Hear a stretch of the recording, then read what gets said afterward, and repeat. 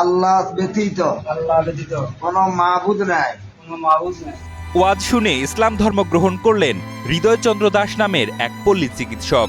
বিভিন্ন আলেমের ওয়াজ ও ইসলামী বক্তব্য শুনে ধীরে ধীরে ইসলামের প্রতি অনুপ্রাণিত হন তিনি। ইসলাম ধর্ম গ্রহণের পর তার নতুন নাম রাখা হয়েছে মোহাম্মদ আব্দুল্লাহ। ধর্মান্তরিত হওয়ার এই ঘটনাটি ঘটেছে নোয়াখালী জেলার হাতিয়া উপজেলার সোনাদিয়া বাংলা বাজার গৌরাঙ্গ বাবুর বাড়ি এলাকায়।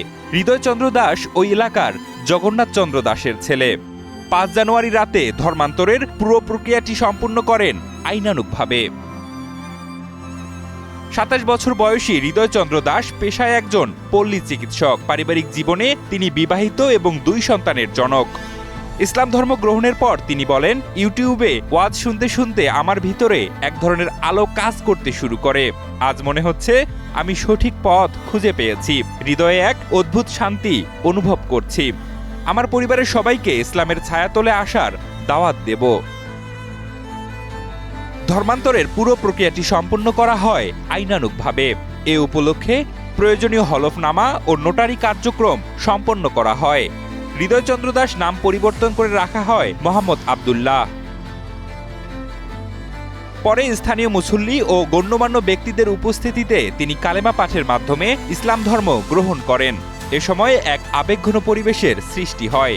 উপস্থিত মুসল্লিরা নবাগত মুসলমান ভাইকে আলিঙ্গন করেন এবং তার জন্য দোয়া করেন।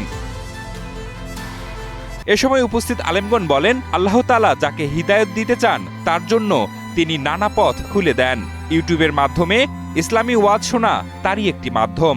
আমরা নবাগত মুসলমান ভাইয়ের জন্য দোয়া করি, আল্লাহ যেন তার ঈমান দৃঢ় রাখেন এবং ইসলামের পথে অটল রাখেন। এ ঘটনাটি ইতোমধ্যে ব্যাপক আলোচনার সৃষ্টি করেছে।